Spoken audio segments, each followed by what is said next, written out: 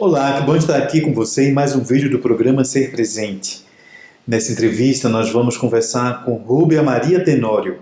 Ela que é psicóloga clínica transpessoal há mais de 32 anos e trabalha há mais de 20 com uma abordagem que nós vamos fazer um mergulho aqui, chamada codependência afetiva ou simplesmente codependência.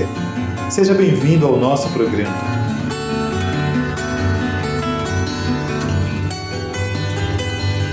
Rúbia, que bom que você aceitou o nosso convite. Muito bom estar aqui com você. Muito tempo. Obrigada a você. Há muito tempo que eu queria conversar com você sobre a codependência, né?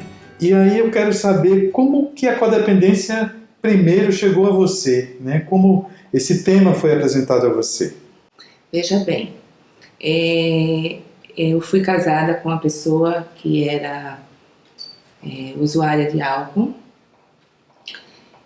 E eu vivia muito em função dessa pessoa, né? A minha vida era totalmente voltada para essa pessoa. E eu me sentia muito desconectada com o mundo, com a vida, muito triste. A minha vida era pautada em momentos de espera que essa pessoa chegasse, do carinho que essa pessoa fosse me dar. Se essa pessoa me tratasse bem, eu ficava bem. Se essa pessoa me tratasse mal, eu ficava mal. Então era uma vida muito vazia. E aí eu comecei a frequentar os grupos de mútua ajuda, né? Tipo o AA, o Al-Anon. Mas isso não respondia às minhas questões internas. Porque o AA era para ele. O Al-Anon era também voltado para familiares de alcoólatras, também para ele, né? Ô, Rúbia, desculpa. O AA a gente conhece que é o Alcoólicos Anônimos e o Al-Anon. Eu falo como se todo mundo, né? O Al-Anon é o grupo que surgiu para familiares de alcoólicos, né? Então ele existe, todos os grupos de alcoólicos anônimos, existem grupos de Al-Anon, grupos de Alatim, que é para os filhos, né? E eu frequentei, mas aquilo não me bastava, eu continuava muito, era uma angústia que não passava, era uma infelicidade muito constante, né? Até que um dia uma psicóloga, amiga, ela chegou para mim e me apresentou um livro, né? E esse livro chama Codependência Nunca Mais, de Melody Beattie, que eu indico para todas as pessoas, porque para mim até hoje é uma bíblia, né? E nesse livro, a Melody Beattie, que também tem uma história de dependência de álcool da família, né? Uma estudiosa, foi a primeira estudiosa, tirando o Osho, que é o meu grande guru, né? Que o Osho é que trouxe esse trabalho de codependência de uma forma bem firme nos anos 60.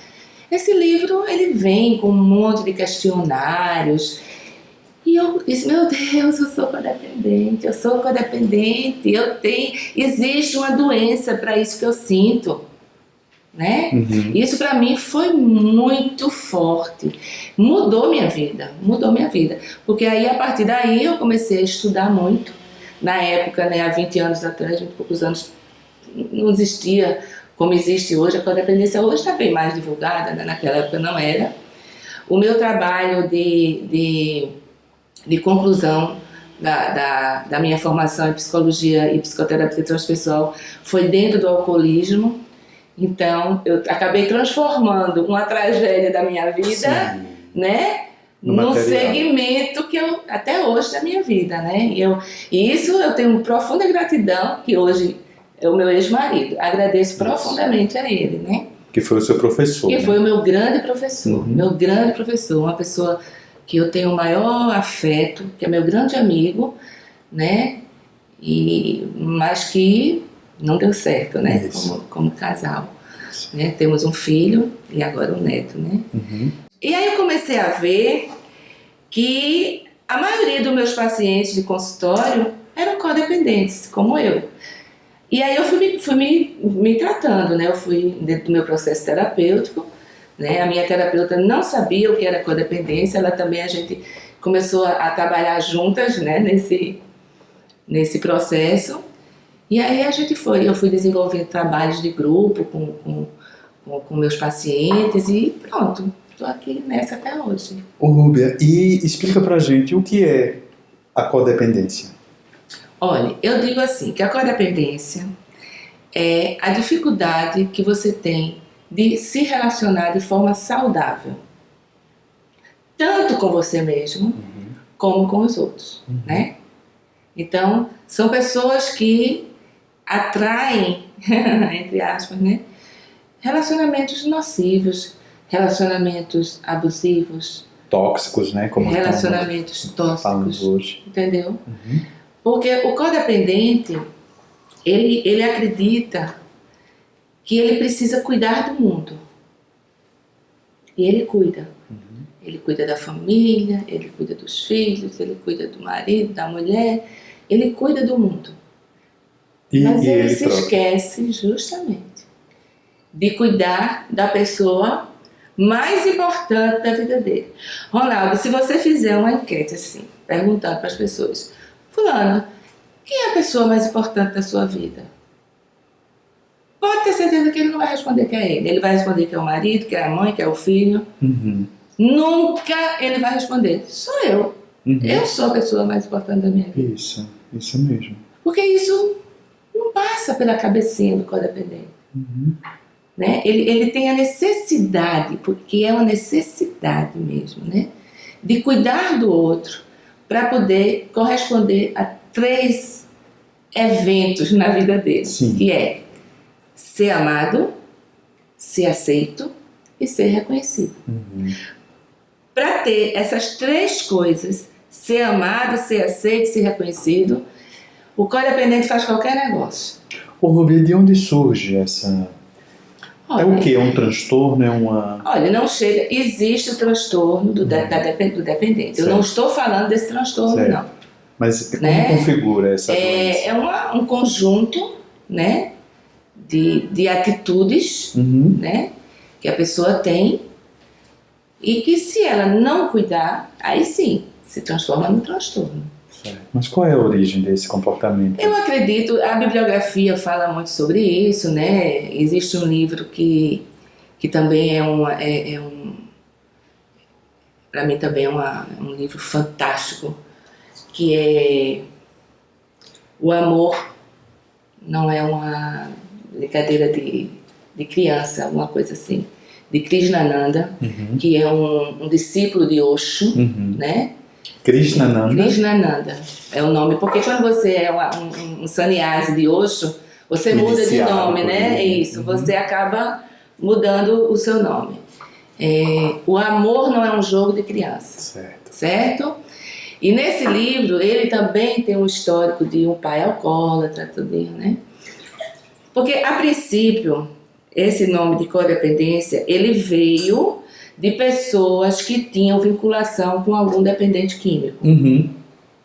Depois, através da Melody Beattie, do Osho, do próprio Osho, eles entenderam que sim, que a codependência afetiva poderia vir de uma pessoa que tem um dependente químico.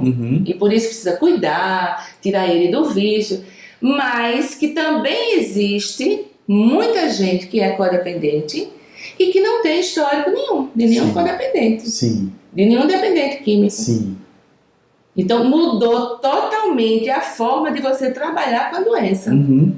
Entende? Entendo. Porque a maioria dos meus pacientes que são codependentes afetivos, ele não tem histórico de dependente químico na família, não. Eu desenvolvi a codependência porque eu tinha um dependente químico na minha vida. Mas muita gente não tem. Entendeu? Entendi. Então, Osho, quando Osho, na década de 60, foi mal interpretado, inclusive, porque as pessoas iam para aquelas vivências de Osho e diziam que era amor livre, todo mundo transando com todo mundo. Não era isso que ele falava, pelo menos eu entendo dessa forma. Ele dizia que cada um é livre, é um ser livre. Não é porque eu estou num relacionamento com você, né, que eu tenho que me submeter ao que você deseja. Isso. Que é esse o relacionamento codependente. Isso. onde eu tenho que ter a senha do seu celular, onde eu tenho que ter a senha do seu e-mail, onde você tem que fazer exatamente o que eu quero, onde outro dia um paciente meu estava dizendo que do caminho do trabalho para casa ele tem que estar com o celular ligado, falando com a esposa. O que é isso, minha gente? Que doença é essa, né? Entendeu? Então, assim, Osho dizia que cada um é livre e que você tem que lutar pela sua liberdade. Você não pode admitir ser prisioneiro de ninguém, porque você não vai ser feliz. Isso. Nunca você vai ser feliz. E na trajetória dessas pessoas que têm esse perfil, né, de codependentes, quando é que você sente que está essa origem, né? Se na infância. Na infância, né? Eu acredito que sim, porque é um comportamento infantil, né? Por que um comportamento infantil? Porque é uma pessoa que não sabe lidar com frustração, que não sabe o que é o amanhã, quer tudo para agora, tudo tem que ser agora. Senão essa pessoa entra numa crise de ansiedade, né? É uma pessoa que entra na raiva, né, com muita rapidez. Tanto faz eu estar conversando aqui e ser contrariada, né, de alguma forma, e eu quebrar coisas, bater, entendeu? Então, assim, não tem controle nenhum. É uma pessoa impulsiva. Ela não tem controle sobre os seus sentimentos e suas emoções, mas porque ela quer ter controle. Conhece sobre o outro. Mas ela quer ter controle sobre o outro. Justamente, você já está sacando, entendeu? Ela quer ter controle o tempo todo sobre o outro. E quando eu acredito que eu tenho controle, é porque eu crio expectativas. E o outro está correspondendo, ele precisa corresponder na pressão. Ele precisa corresponder. Nessa pressão. Só que tem uma história que eu conto para todo mundo, que eu acho incrível. Que é assim, a menina chega numa sexta-feira de noite, ela tem esse namorado, né? Certo. Ela chega na sexta-feira de noite e prepara uma barca de comida japonesa, contrata um vinho gostoso, põe à mesa e fica esperando o rapaz. Aí o rapaz não chega. Aí ela liga para ele, aí ele diz que não vai. Aí ela vira, né, fica totalmente transtornada. Ele não vai porque ele tem uma filha de uma outra relação, a filha adoeceu, precisou ir para um hospital. E ela não aceita aquilo como uma desculpa, entendeu? Como uma aí ela disse, mas eu preparei um jantar para você. Ele disse, mas eu não sabia. Eu não sabia. Como é que, né? E mesmo que soubesse, a filha adoeceu. Claro, a prioridade então, é a filha. A criança, se você promete a criança ir para o jardim zoológico hoje e você não for, você pode dar a desculpa que for, a criança não vai aceitar.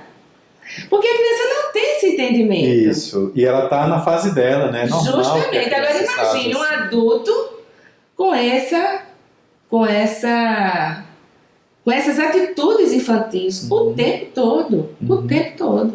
Ô Rúbia, e nesse caso, né, nessa configuração mesmo que você coloca, numa relação afetiva sexual, o amor, ele fica onde? O amor que a gente entende como um amor saudável. Não existe. Ele não existe. Não existe, existe uma... Por mais que ela diga que o ama. Existe uma necessidade, né? Uma grande necessidade. Eu preciso de você, eu preciso que você esteja aqui comigo. E quando a pessoa está ali, ela continua infeliz. Entendi. Ela reclama a pessoa, né? Estou falando dela e o homem também, não estou falando só dele. Porque isso a pessoa. A pessoa continua reclamando de tudo, achando tudo ruim, infeliz, brigando por qualquer bobagem. Tem a ver com egoísmo, né? Porque a pessoa quer a atenção do outro para si. O tempo todo. É isso que eu digo, o codependente, ele não é esse bonzinho que faz tudo para você. Poxa, eu desmarquei o meu médico, que está marcado há 3 meses, para acompanhar você. Porque o codependente faz isso. O codependente, ele tem uma grande dificuldade, minha gente, em dizer não. Só que ele sabe dizer não para ele mesmo. Uhum. Ele sabe dizer não para ele, porque ele diz não o tempo todo para ele. Agora, para os outros, ele só sabe dizer sim. Ele faz tudo pelos outros. Mas também ele cobra, que é uma maravilha. Até o que não está na conta. Eu digo com juros, com correção, ele cobra, entendeu? Porque ele é muito carente. Sim. Ele é um saco sem fundo. Quanto mais você dá, mais ele quer, ele pede, ele vai. Ele é um saco sem fundo. Entendi. Rúbia, dentro dessa perspectiva, digamos, do relacionamento afetivo sexual, a gente tem um campo, né, um cenário. Mas o codependente, existem outros níveis de relacionamento de codependência? Existe. Antes de falar nisso, você já é a segunda vez que fala do afetivo sexual. Isso. Eu quero falar uma coisa muito importante. Muito importante. Sexo. O sexo no codependente, ele se submete a coisas absurdas. E a primeira delas todas é transar, fazer amor sem camisinha. Uhum. A pessoa até tenta, né? Mas se o outro ou a outra disser, não, camisinha é ruim, ele aceita. Para não contrariar o outro, para o outro não ir embora, para outra pessoa não ir embora. Entendeu? Então, assim, se submete a relacionamentos dolorosos, se submete a relacionamento, a ser espancado dentro do sexo, se submete a muita dor, Ser humilhado. Né? a ser humilhado, sabe? Porque o codependente acredita que sexo é igual a amor. Uhum. E a gente sabe que não é. Não é. Né? Então, como o codependente ele vive dentro dessa fantasia, né? Numa busca incessante de algo que preencha esse vazio, ele vai se submetendo a tudo. Ele sabe que tem, a pessoa sabe que tem essa doença? Se vier ser consultado por mim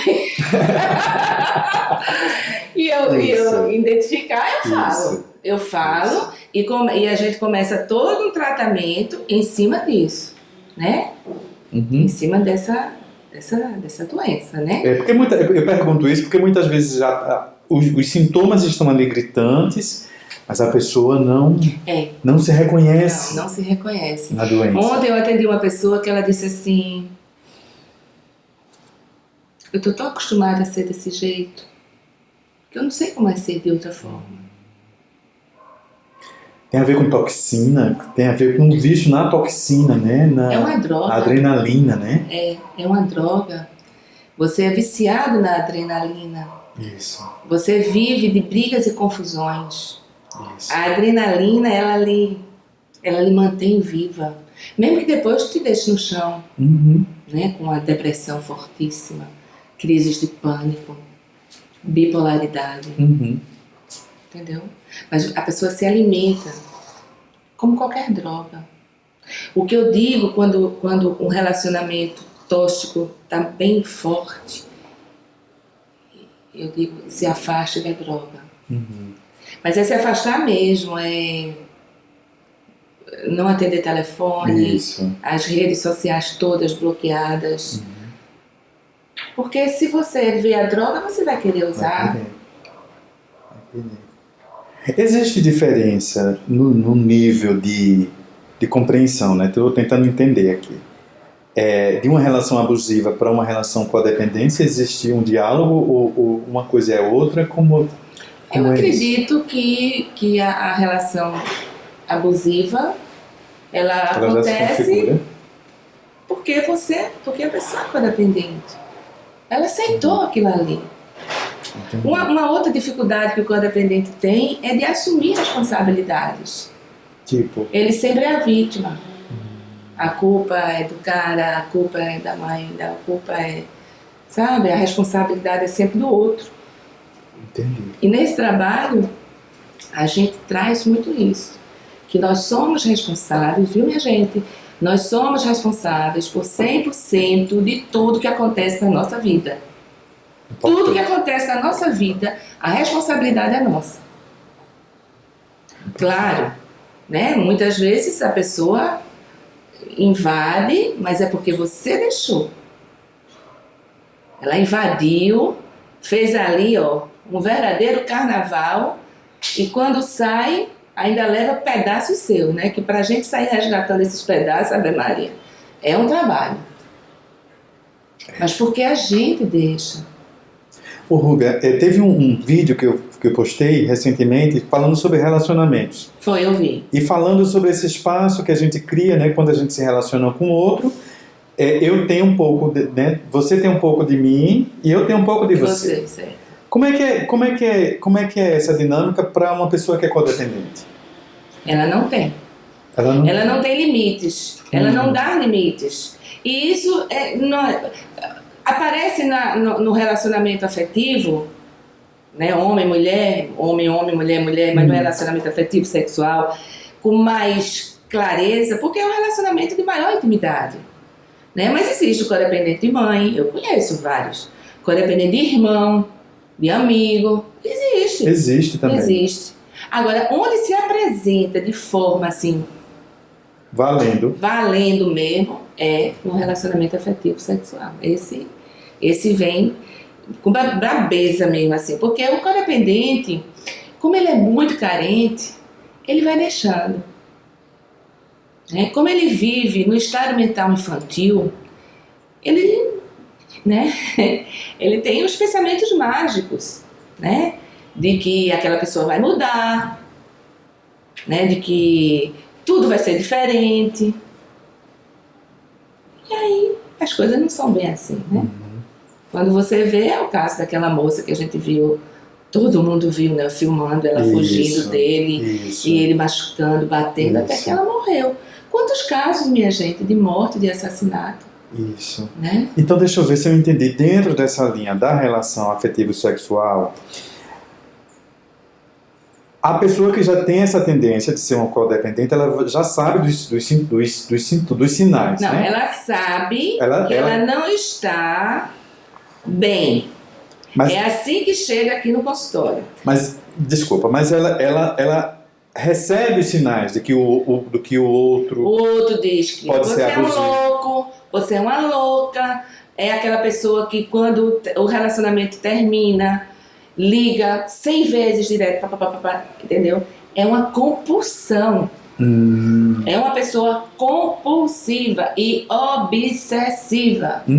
E muitas vezes eu tenho que mandar para um psiquiatra, pedir que a pessoa vá para o psiquiatra, tal o nível de codependência, tal o nível de angústia, tal o nível de depressão, tal o nível de ansiedade. A pessoa tem que ser medicada para que no processo terapêutico a gente tenha condições de trabalhar com essa pessoa, com um fortalecimento de personalidade, porque a pessoa chega aqui em frangalhos, destruída, autoestima zero, para não dizer negativa, a autoimagem não existe. Completamente ausente, completamente desconectada, porque a permissividade foi tão grande que a pessoa, né, destruiu mesmo. Não quer você não me serve, você é isso, sabe? E a pessoa se humilhando, fique comigo. Sabe aquela criança que fica comigo, eu preciso de você, me aceite, isso. Eu faço o que você quiser, minha gente, eu faço o que você quiser.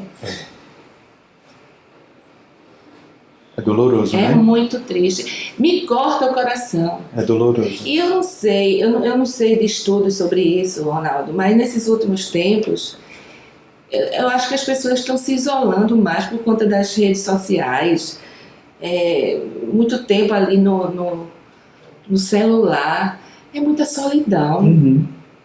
É muita solidão. Muitas famílias destroçadas, sabe? Porque quando você tem um apoio de uma família, quando as pessoas não te julgam, mas a doença psiquiátrica, né? A doença emocional, ela ainda é muito, né? ainda as pessoas veem com olhos feios, como se Isso. fosse uma coisa. Não é, minha gente. Isso. Tem tratamento. Tem tratamento. Tem tratamento. Tu vai para uma psicoterapia ou para uma terapia alternativa que tem muitas aí, reconhecidas pelo SUS. Não é verdade? Para te dar uma melhor qualidade de vida. Até mesmo a massagem, né? Que a massagem a pessoa vai sentir sua justamente, pele. a massagem é maravilhoso. Eu troco serviço com uma cliente Sim. e eu faço terapia nela E ela, e ela me aplica faz a massagem ontem, às sextas-feiras. Maravilhoso. Entendeu? Ela começou fazia fisioterapia, hoje ela já é uma fisioterapeuta, coisa mais linda, né? Então, assim, tem aí disponível. Eu não tenho dinheiro, porque psicoterapia a gente é um profissional, é precisa ganhar dinheiro. Claro. Né? Mas existem aí as faculdades, as pessoas que fazem, vão para tantos trabalhos praticamente gratuitos, contribuição consciente, que você chega lá, dá R$20, R$10. Minha gente! Sair desse lugar, né? Tentar sair desse lugar que precisa de coragem também, né? Ronaldo, veja bem. Você sabe que eu tô, né? Há 2 anos eu tive uma doença muito séria e eu deprimi.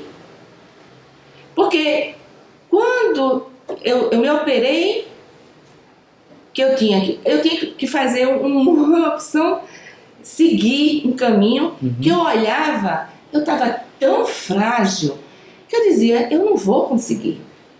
Veja, minha gente, eu sou uma mulher de 60 anos, né?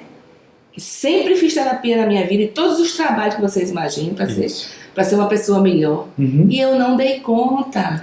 Porque ninguém dá conta de um câncer, não. Não dá. Ninguém está preparado, não. E aí eu senti que eu dormia angustiada. E quando eu acordava, a primeira coisa que eu fazia era tocar no meu coração para ver se eu estava angustiada. E estava. Sim. E fui para o psiquiatra. E tomei 10 miligramas. E não tenho vergonha nenhuma de dizer isso. Tomei 10 miligramas de oxilato de escitalopram. Ronaldo, com 3 dias que eu estava tomando esse remédio, eu estava outra pessoa. Porque eu não tinha serotonina no meu corpo. Isso. Eu não tinha. Isso. O câncer e todo o processo tinha levado tudo. Eu precisava. Devastador, né? E aí, né, o câncer que eu tive foi um câncer coloretal, tive que colocar uma bolsa de ileostomia, que graças a Deus tirei. Usei esse medicamento até dezembro do ano passado. É importante. Quando você não consegue dar conta de você fazer Você uso, né? sabe que, minha gente, a qualidade de vida da gente é outra. Eu sempre fui uma pessoa pra cima, entusiasmada, alegre. Eu estava triste. Eu estava acreditando que eu ia morrer. Eu não sou assim. O meu eu inferior chegou, pá! E tomou conta, porque fisicamente eu estava em frangalho, né? Com 12 sessões de quimio ainda para fazer, né? Então, assim, eu tomei o remédio. Mas hoje eu vejo no consultório como as pessoas resistem ao medicamento. Como se elas próprias, assim como elas podem ajudar o outro a sair, ela também pode sair. Porque se acredita que quem toma remédio é fraco. Sou fraca, sim. Sou fraca. Estava muito fraca. A gente tem fragilidade. E que é uma circunstância. E você saber que você pode ficar bem se você for conversar. Ah, não, psicoterapia? Nada. Terapia, eu não vou falar com ninguém. Eu converso aqui com... É diferente. Minha gente, a gente estuda. É muito estudo. Vocês são profissionais. A gente não julga. A gente tá ali para acolher. Isso. Né? E não julgar. Você não é julgado dentro do centro terapêutico. Você é acolhido dentro da sua dor. Isso é tudo. Isso é tudo. Com certeza. Tudo que você precisa quando você está naquele momento difícil, né? É seguro e protegido, né? Ir para um ambiente seguro e protegido. Ô Rúbia, olhando para frente, né? Você falou que as pessoas com esse perfil de codependência, elas têm origem ali na infância. Olhando para hoje, né? Essa dinâmica da vida que a gente tem hoje, com os pais que não têm tempo de olhar para os seus filhos, de acompanharem, né, o crescimento dos seus filhos, e muitos deles, sem querer, até são permissivos, né, nesse acompanhamento. O que eles podem fazer para evitarem, né, essa conduta mais lá na frente, né, da não carência, enfim? Olha, tem algo que eu acho assim super importante, né, que é o autoconhecimento. Né? Eu acho que essa parte inconsciente que faz com que você tenha atitudes que depois você nem se reconhece, né? Muitas vezes. A impulsividade, a agressividade, né? O medo, né? Muito medo. As pessoas... A gente vive dentro do medo, né? É um medo real, né? De sair ali e ser assaltado. Isso. Mas é um medo interno, muito grande, né? Medo da solidão, né? Medo de não ser amado, não ser aceito, não ser reconhecido. De não dar certo em algum projeto. Medo da incapacidade de ser incapaz. Então, é incentivar essas crianças a serem mais. Agora, como é que eles podem ser se os pais... Através da meditação. Hoje você já vê as crianças meditando, né? Meditação, poxa, você parar ali. Isso é tão espetacular. E tá aí. Você entra no YouTube, é só o que tem, né? Meditação, né? Não sei o que, meditação criativa, e não sei, um monte de coisas que você pode fazer. É você parar, né? Parar, respirar, porque nas horas de sufoco é o que vai salvar. É o que vai te salvar, neguinho. E é o que você tem, né? É o que aquele Francisco Xavier dizia, né? Aquele copo d'água, aquele gole d'água na boca. Isso. E nesses segundos você não fazer nada. Isso. Porque as pessoas são muito reativas, né? Elas reagem. Como uma forma, não, se eu não reagir, sou fraca. Se eu não reagir, eu sou bundão. Se eu não reagir, não tem que reagir a nada, não. Tem que agir, né? Justamente, vai reagir. Se sentir ofendido por tudo, né? São muitas dores. Então, é um trabalho que você tem que sair catando pedaços da alma que foram ficando no caminho. E eu só vejo isso dentro do processo terapêutico. Isso. Não existe uma pílula assim. Não vejo. Eu vejo pessoas assim, não. Até mesmo você fazer uma constelação familiar, você fazer um Theta Healing, né? Você precisa fechar, porque são muitas coisas que você trabalha. Demandas. Se você vai para um profissional do Theta Healing, não vá só fazer uma sessão. Você tem que fazer várias. Para poder ir entendendo aquele processo. Tem coisas que dentro da gente demoram, né? O nosso cérebro, a nossa mente, ela é lenta. As coisas não são assim, rápido, não. Isso, não são mágicas, né? Não tem mágica, não. A gente precisa ter muita paciência com a gente mesmo. E a gente não tem. Se autoacolher, ser gentil, né? Com a gente mesmo. Isso. E entender que a gente veio ao mundo, né? Para estar bem. Não é se acostumar em estar mal. Isso. A gente veio para o mundo para estar bem. Se meu coração está apertado, eu tenho que meditar, respirar e entender por que é que ele está apertado. Não é? Isso. Se eu estou com pensamentos repetitivos e não consigo dormir, eu tenho que parar e entender o que é que está acontecendo, o que é que eu preciso resolver para eu poder dormir. Que é uma outra coisa. Meu Deus, é muita coisa para falar. É a procrastinação. O codependente, ele procrastina o tempo todo. Ele começa uma coisa e não termina. Eu me lembro que nos grupos terapêuticos eu dizia, meu Deus do céu, por que é que eu escolhi logo trabalhar com codependente? Porque você sabia que de 15 pessoas, 5 não vinham. Sim. 5, naquele dia elas iam desistir. Ia ser sempre uma desculpa, um motivo, porque elas se sabotam o tempo todo. Então, é isso que eu quero saber. Como é a tua experiência, né? Como é que você percebe a tua experiência no consultório, mesmo nos grupos, né? Como é que você percebe, após a entrega dessas pessoas ao processo terapêutico, como é que você percebe esse processo nelas, esse desabrochar? É muito lindo, né? É muito lento. Mas eu tenho uma sorte tão grande. Eu tenho pacientes que estão comigo, assim, entre idas e vindas, né? Há muito tempo.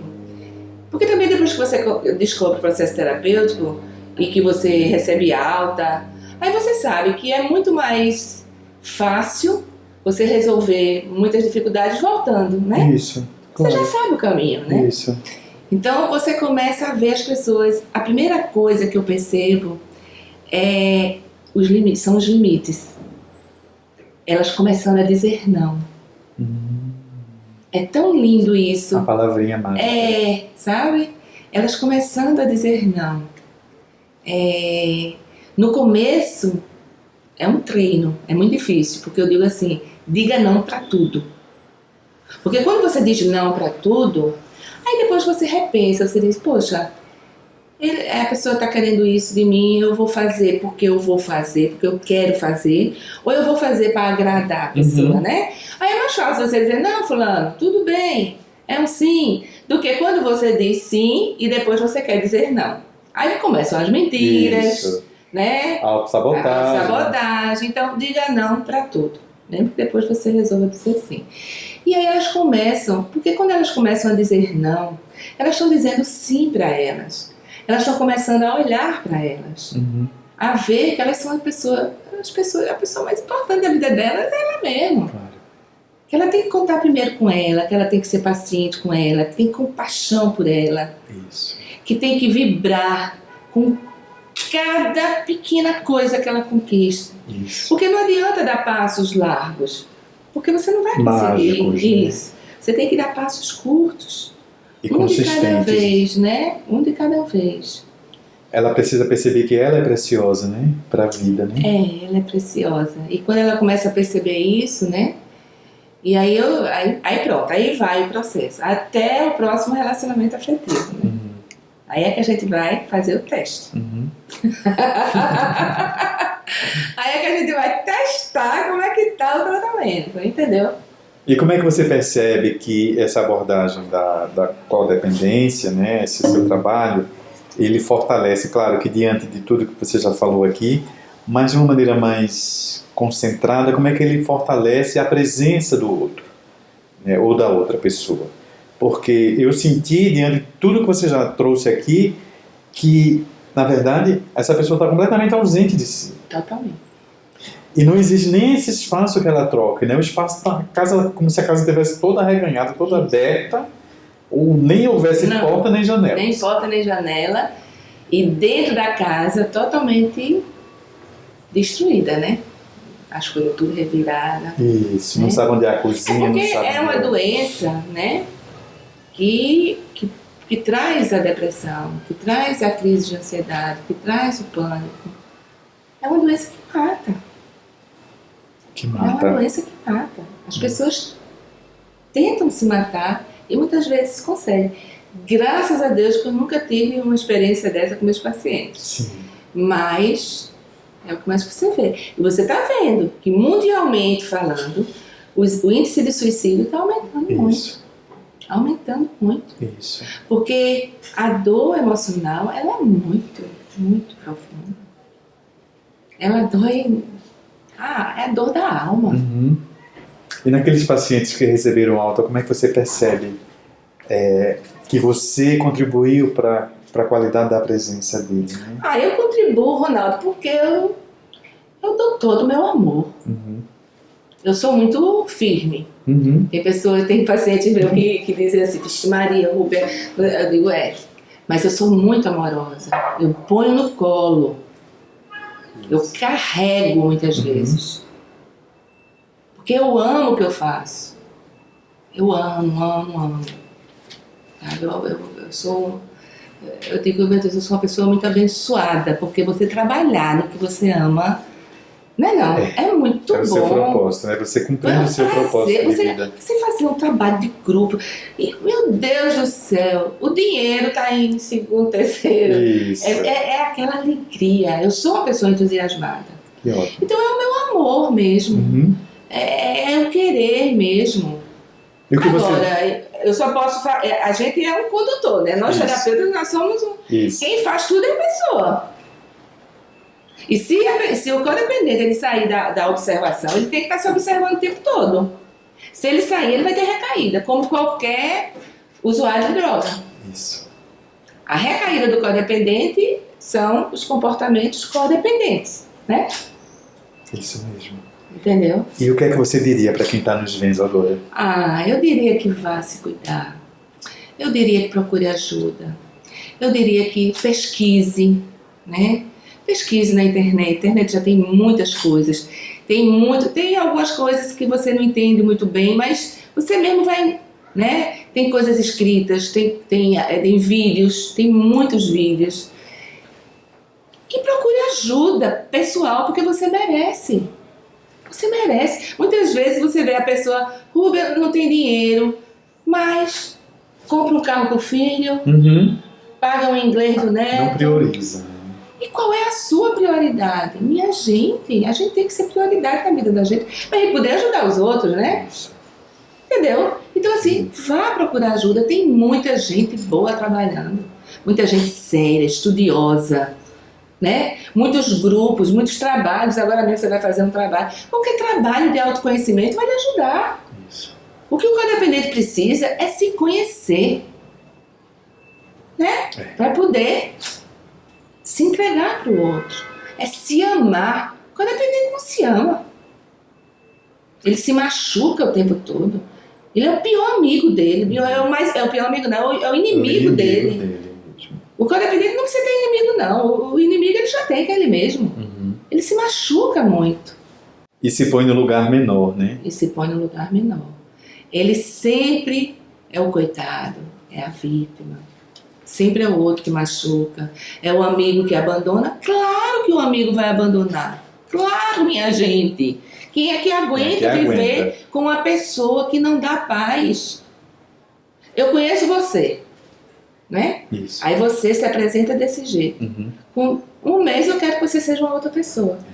Eu digo, é interessante, né?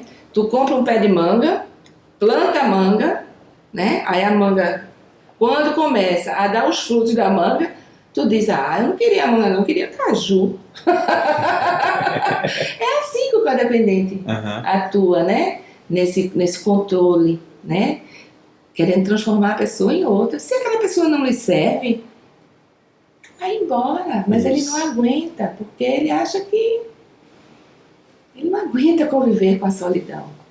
E quando você começa a se conhecer mais, você começa a se amar mais. Ai, como é bom ficar só, não é? Isso. Não é que a gente não gosta de ficar com outras pessoas, não, de se relacionar, não. A gente fica bem acompanhado, mas né? eu sou uma companhia tão boa pra mim mesma, né? Então, isso, essa é a grande diferença. Porque eu pergunto assim, porque eu sou muito só, meninas mesmo, novas, independentes, 30 anos, 35, né? Eu digo, mas me conta, como é que foi a sua semana? Eu fui trabalhar, voltei pra casa, fui trabalhar. Eu digo, mas isso é rotina. Não é não? É a rotina. É a rotina de qualquer pessoa. Mas é como se aquele homem ou aquela mulher, né, ela precisasse estar ali, mesmo que não fosse para fazer nada. Mas aquilo ali é como se estivesse preenchendo. Mas o sentimento de inadequação é tão grande que ela começa a ver que aquela pessoa não está preenchendo nada, né? Aí começa a sugar. É um vampiro, né? Começa a sugar. Aí o que acontece? A pessoa vai embora. Agora, triste é quando você se relaciona também com o codependente. Tu já pensou? É um olhando pro outro dizendo, me dê amor, me dê amor, me dê amor, me dê amor, me dê amor, me dê amor. Aí é muito triste. Aí é, porque são dois doentes. Aí pra largar, meu nego, aí é muito difícil. Muito difícil, né? Mas pra tudo a gente tem. Tudo tem. Tem mais alguma coisa que você queira falar, Rúbia? É só isso mesmo, Ronaldo, que eu tô muito feliz de estar aqui, né? Estar com você, ter reencontrado você, também, né? Você é uma pessoa muito querida. Gosto muito de você. Tá vendo, minha gente? É amigo. Mas existem vários tipos de amigos. Existem aqueles amigos que a gente vê uma vez na vida, mas quando vê é uma felicidade. Existe aquele amigo que mesmo você não vendo, você sabe que ele tá orando por você. Nos seus momentos de dificuldade, ele tá mandando energia, tá ali junto com você. Existe aquele amigo que é mais do seu dia a dia. Né? Mas todos são amigos. O codependente, ele quer os amigos o tempo todo ali agarrado com ele. Tudo tem que estar muito agarrado, porque ele não consegue estar só, né? Então assim, estou muito feliz com a minha vida, retomando a minha vida, né? Aos 60 anos, depois dessa crise, desse né? desafio, né? Que você venceu mais. Né? E estou muito feliz, muito agradecida. Só gratidão. Obrigado, Rúbia, Oh, por ter querido. aceito o nosso Oh, convite. sempre Muito adoro. bom esse nosso papo. Muita gratidão, viu? Viu? E você que está aí nos vendo, se ainda não se inscreveu no nosso canal, por favor, se inscreva. Ronaldo Patrício, se inscreva, curta, compartilhe, porque o YouTube hoje pede mais essa interação com essa rede social. A pessoa que não interage, ele nem olha, nem manda aviso de que tem um novo vídeo, né, no meu canal, por exemplo. Então vai aí, nos ajude, compartilhe, curta essa ideia e até o próximo vídeo.